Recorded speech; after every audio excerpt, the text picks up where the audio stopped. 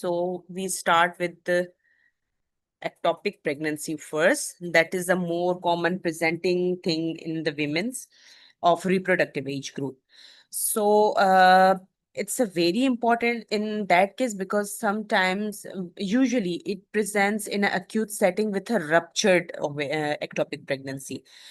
Rupture, and it's very important to deal vigorously with these patients because the patient may present in a hemodynamically unstable condition, may present in the state of shock. So we have to be very quick with the diagnosis.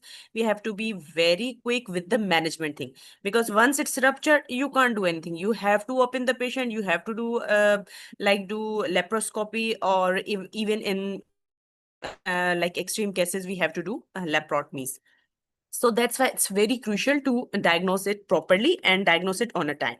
So what could be the clinical features of ectopic? Now, what is ectopic? With the name, it's obvious कि जो चीज अपनी जगह पे ना हो, ectopic site पे हो. Okay. Normally, the gestational sac is found intrauterine, is present in the uterus, inside the uterus. That is intrauterine pregnancy. But sometimes what happens because of certain factors that we will read in the like risk factor or predisposing factors of ectopic, the migration of that zygote doesn't take place in a proper time, and they are stuck in the anywhere in the this pathway from fallopian tubes to the cornual end of the uterus. Okay.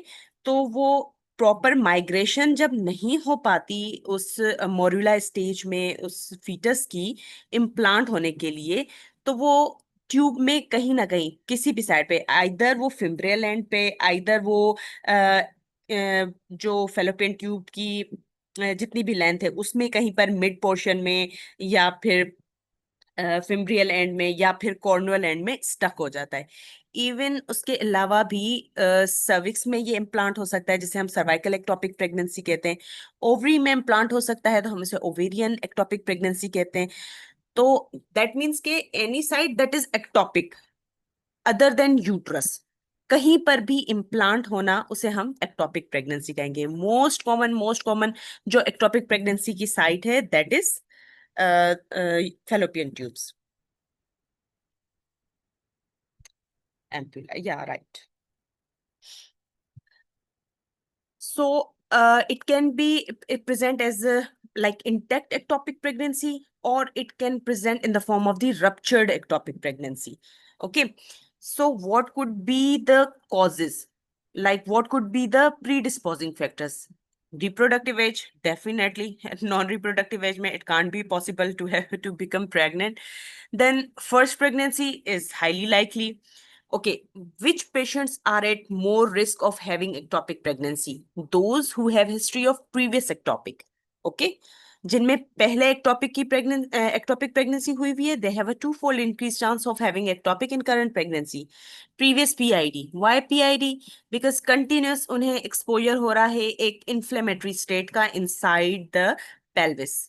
उसकी वजह से क्या होंगे? Adhesions. Adhesions की वजह से क्या होगा? No proper migration of that morula stage of the baby. That's why PID, chronic PID, is a risk factor for infertility and as well as ectopic pregnancy.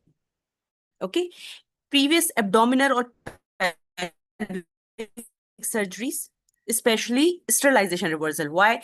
Once women they they are like, we have completed our family and we want to sterilize, we want to do tubal ligation. But sometimes what happens that that after coitus all this happens, zygote form, and they stuck into the this like in the tube, either because of the improper sterilization or because of these adhesion things. Again, endometriosis. Why endometriosis? Because it's a chronic inflammatory thing. Again, there are a lot of adhesions and all these things inside the pelvic cavity. For that reason, there will be increase or more chances of ectopic pregnancy. In vitro fertilization, because they implant, but what happens? That is not a natural phenomena. That's why it can stuck inside the tubes. Even if they implant it in the uterus, they can migrate back towards the fallopian tube. That's why. Now, what could be the presenting symptoms? If patient presents with an ectopic pregnancy, how you can diagnose with the clinical features or symptomatology? Okay, there will be a positive pregnancy test, but on ultrasound, there will be nothing in the uterus, empty uterus. Okay. There will be pain, there will be vaginal bleeding, there will be they give you a history of 4 weeks amenorrhea, 6 weeks amenorrhea, but when you do ultrasound, there is nothing inside the uterus. Then you can suspect it's an ectopic. For rupture thing, it's a very painful because once it gets rupture, all a whole of the blood collect into the peritoneal cavity. Okay, that will leads to the hemodynamical instability and ultimately a shock, a circulatory collapse. So presenting signs can be abnormal form of bleeding. Sometimes patient says like I had a last menstrual period 4 weeks ago or 6 weeks ago, but in between them I'm feeling some of spotting. So this is one of the sign. Again, then that pen can move towards or radiate towards the rectum, which is known as the lavatory signs, even vagina or even in the leg. Okay. And there will be positive signs of pregnancy, mild nausea, there will be tender breast, and there will be enlarged uterus sometimes. Okay. Now, the main diagnostic thing from the clinical features, amenorrhea. 80% women have this complaint that they have amenorrhea. Some may forget their last menstrual period, or some like confuse it with this in different timing of bleeding episodes. Okay. Lower abdominal pain, 95% of patients present with this lower abdominal pain because tubes are very small, thin, narrow. They can't accommodate that fetus inside their, like inside the tube for the 4 weeks, for the 6 weeks. That's why 95% of the patient presents with the lower abdominal pain. And 85% of the patient presents with this vaginal bleeding. That is the spotting. See here, there will be lower abdominal pain. Definitely, there will be amenorrhea if patient remembers it carefully. And there is vaginal bleeding, abnormal vaginal bleeding. There will be excruciating pain or sometimes cramping pain in right or left iliac fossa if unruptured, depends on the side of implantation, whether it's on the right side or it's on the left side.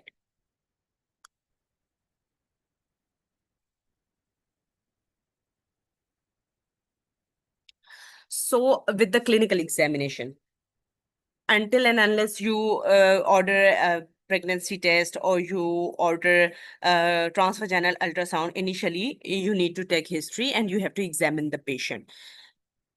There will be deep tenderness in either iliac fossa, wherever will be the ectopic, either on the right or on the left.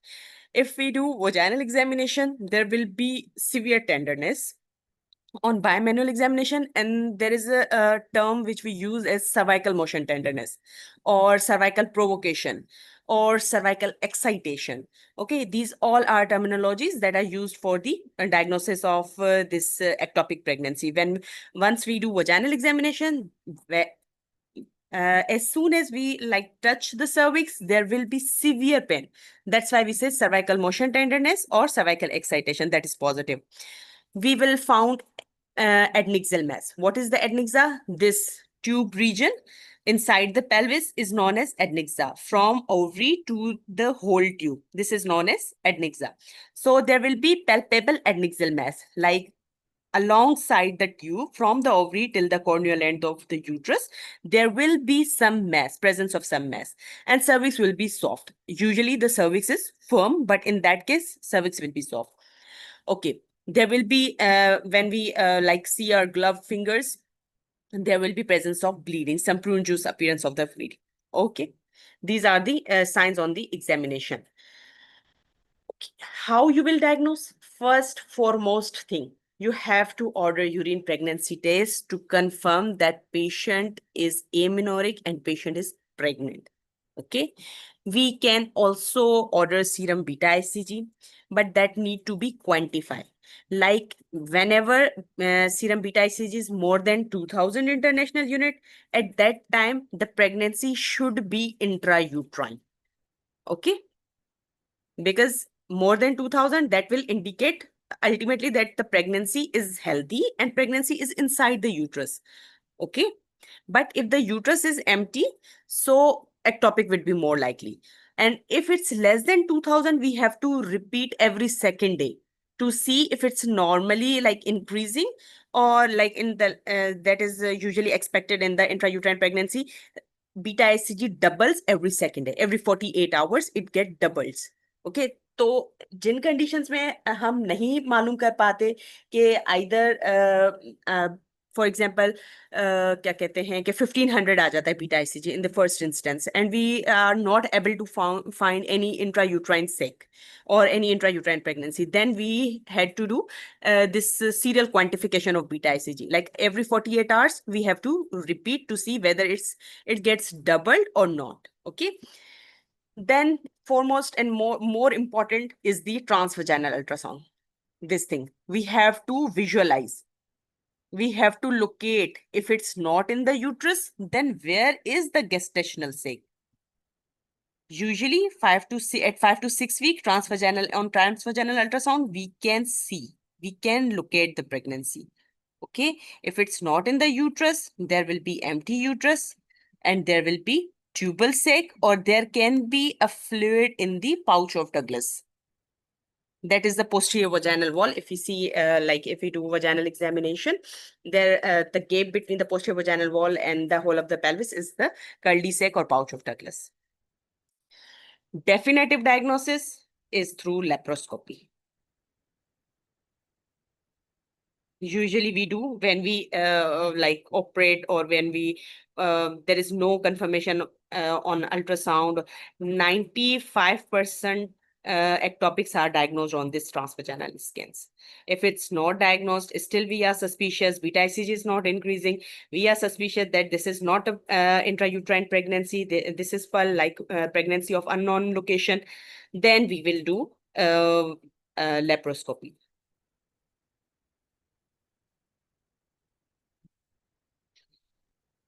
Okay, now how we have to manage the ectopic pregnancy once we are we are sure that it is ectopic.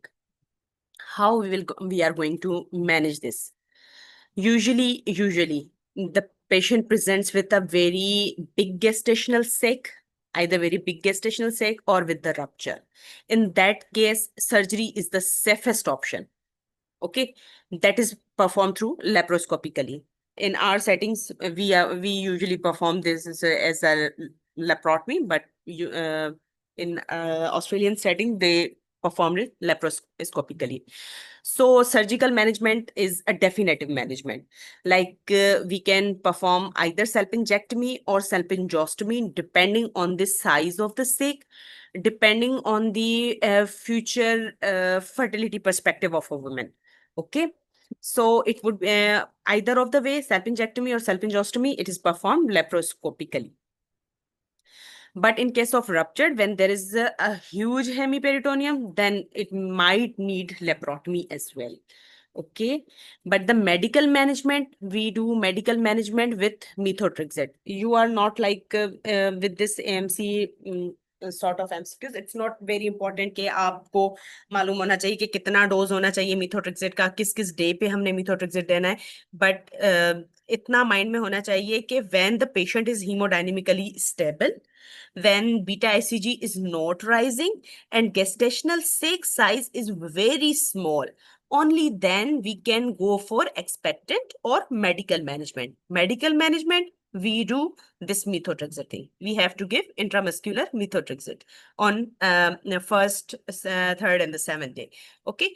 But not that much important. इतना ज़्यादा इसमें confuse करने की खुद को need नहीं है. Just think of that. If patient is hemodynamically stable, there are no signs of rupture or anything, no bigger size, no more beta ICG. In that case, you can opt for expectant, either expectant or medical management. But if size is enlarging, beta ICG is high, patient is not hemodynamic, even not hemodynamic, if there is a pain even, अगर patient complain करती है, like if patient is symptomatic, patient complain करती है कि मुझे pain है, continuous pain है, then you can't opt for the medical management, you have to remove that thing.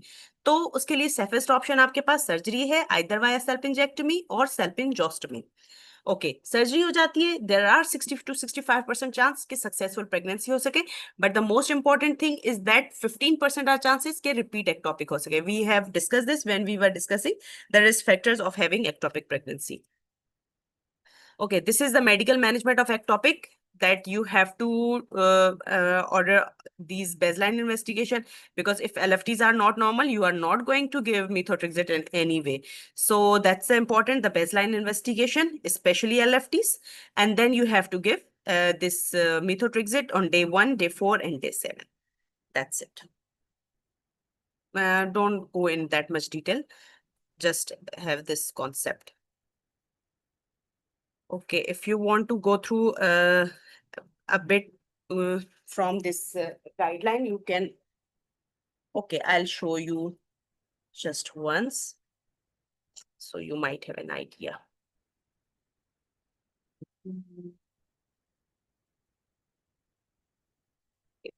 This is SA Health guideline.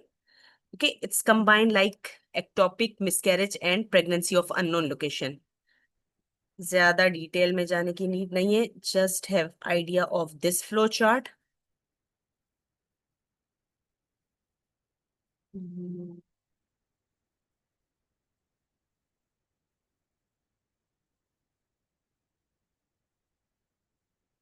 Just एक आपका एक रफ आइडिया बनाने के लिए, इसमें इतना कंफ्यूज होने की कोई नीड नहीं है कि पता नहीं ये क्या दिखा दे रही है या कुछ। Just to have an idea कि पॉजिटिव प्रेगनेंसी टेस्ट है, पर vaginal bleeding and abdominal patient pain के साथ पेशेंट प्रेजेंट कर रहा है, हमने यूरिन प्रेगनेंसी टेस्ट किया, that is positive, beta ICG, either urine pregnancy test और beta ICG positive, with PV bleeding, we go with this transvaginal ultrasound. Okay, we go with this transvaginal ultrasound to see whether the sac is intrauterine or there is empty uterus. दो possibilities हो सकती है ना, either gestational सेक uterus के अंदर हो या फिर एम्प्टी मिले। ओके, गेस्टेशनल सेक अगर यूट्रस के अंदर हमें नहीं मिलता, नो इंट्रायूट्राइन गेस्टेशनल सेक, तो there it can be extra uterine gestational sac और adnexal mass, that is ultimately क्या होगी वो, एक्टोपिक सी।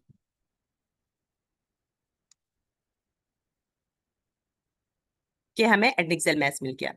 Okay, no extra uterine gestational sac और एडनिक्सल मैस।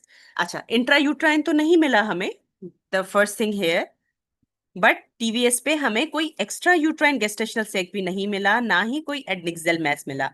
तो क्या पॉसिबिलिटीज हो सकती हैं, आइदर प्रीवियसली वो इंट्रा यूट्राइन था और अभी हमें कुछ नहीं मिला, तो it would be a complete miscarriage. Okay, या फिर हमें प्रोडक्ट्स ऑफ कंसेप्शन अल्ट्रासाउंड पे मिल जाते हैं, पूरा फीटस नहीं मिलता लेकिन कुछ प्रोडक्ट्स ऑफ कंसेप्शन मिलते हैं, that is incomplete miscarriage. Okay, if हमें कुछ भी नहीं मिलता, no products of conception and nothing previously found on TVS, this is known as pregnancy of unknown location. इसकी डिटेल में जाने की नीड नहीं है, you should have just idea of this ectopic, complete and incomplete. Okay, intrauterine gestation sac होगा तो फिर वो फीटल पोल है, फीटल पोल नहीं है, वो जस्ट हमें देखने के लिए कि वायबल प्रेगनेंसी है या नहीं है, that is not your demand. उसमें अभी से आपने तो कंफ्यूज नहीं करना, but just to have an idea आपने ये फ्लो चार्ट देख लेना है अर्ली प्रेगनेंसी डिसऑर्डर से, अर्ली प्रेगनेंसी ब्लीडिंग कंडीशन से।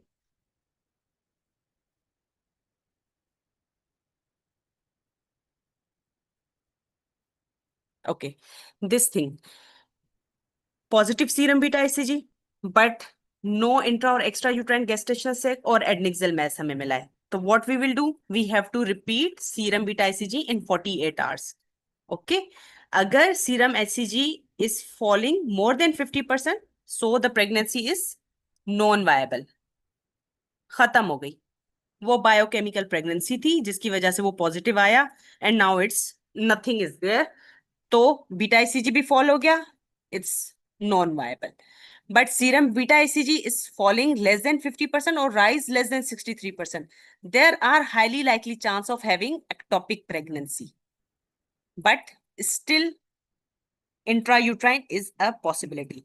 देन स्पेशलिस्ट रिव्यू है, नो नीड कि हम उसमें डिटेल में जाएं। Okay, serum beta ICG is rising more than 63%, like it's doubling more than 48 hours में जो doubling वाला scene है, it's rising more than 63%, that is likely intrauterine pregnancy and we have to repeat transvaginal ultrasound within 7 to 10 days. Okay, ये एक general concept है जो आपको समझना है, that's it.